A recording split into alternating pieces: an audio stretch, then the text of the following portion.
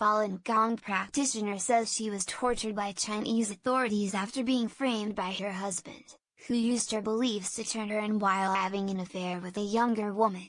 I do not and will not do anything illegal," Sun Qian told the Wenyue court in Beijing on Wednesday, where she stood for a single-day trial 18 months after she was first detained.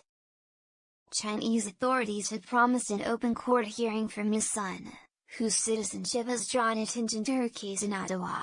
Several Canadian diplomats were allowed to attend, but the Globe and Mail was barred from entering, as were representatives of European embassies. Ms. Sun's testimony was recounted to the Globe by her lawyer, her mother and her brother. Her trial comes as Falun Gong practitioners in Canada pressure the federal government to intervene. Canadian foreign affairs officials have met with her regularly in China, and Foreign Affairs Minister Chrystia Freeland has called the treatment of her and other Canadians in Chinese jails dreadful. Ms. Sun, 52, was once a wealthy co-owner with her husband of a biochemistry company.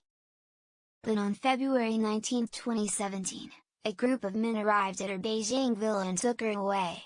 She was initially detained in a facility where, she said in court, the staff didn't give her even a sip of water or a grain of rice, her lawyer, Li Jinsong, said. A public prosecutor insisted that they didn't do anything like that, Mr. Li said, but offered neither evidence nor surveillance video. "Of course they have a video recording. They just don't want to show it," he said. Ms. Sun became a Falun Gong adherent in 2014 and credited the practice for curing health problems. She was eventually charged with organizing/using a cult to undermine implementation of the law. It is a charge commonly used by Chinese authorities to prosecute Falun Gong adherents.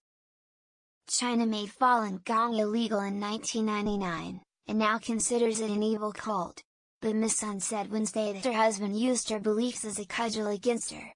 She said her husband had an extramarital affair with a 25-year-old woman, with whom he collaborated to seize Ms. Sun's money and stocks, said Li Yongxu, Ms. Sun's mother.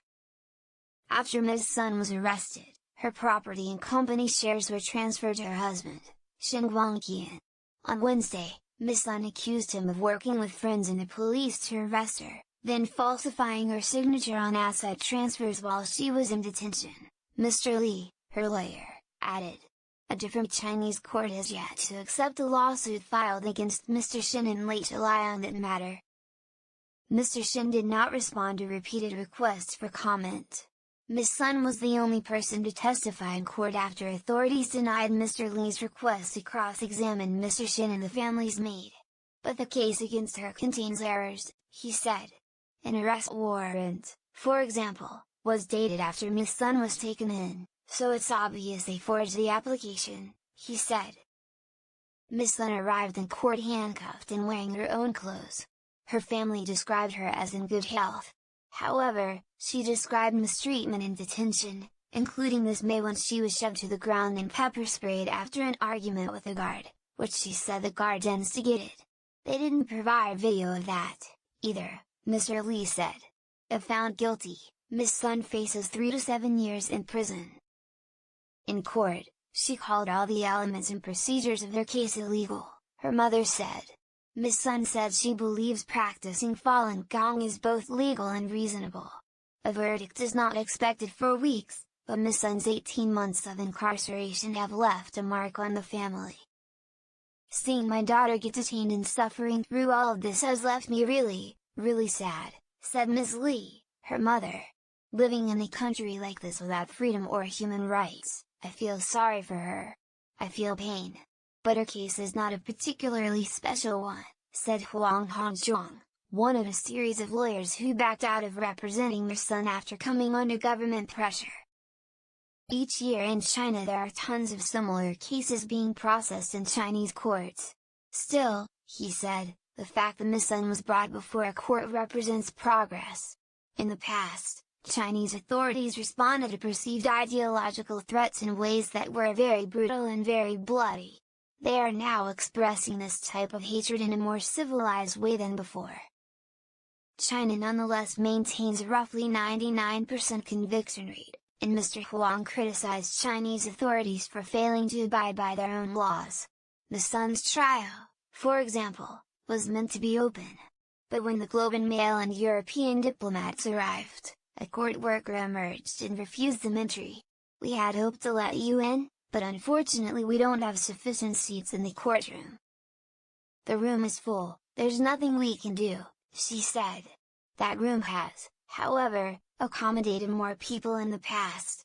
When Ms. Sun's sister, Sun Zan, came here for a pre-trial conference on April 23, it contained 3 rows of seats. This time, only 2 remained. Some of the spots were given to Canadian diplomats and family members. The rest were occupied by police and people Ms. Sun had never met. "They must have been arranged by the government to fill up the room," Ms. Sun said. Meanwhile, numerous police, plainclothes agents and volunteers with the Office of Comprehensive Management crowded around the entrance to the court, an unmarked 3-story building in a distant corner of Beijing where goats grazed roadside bushes. The Globe was told to leave the court entrance to avoid blocking traffic. "My understanding is that they want to limit the influence of this case," Sun Zan said.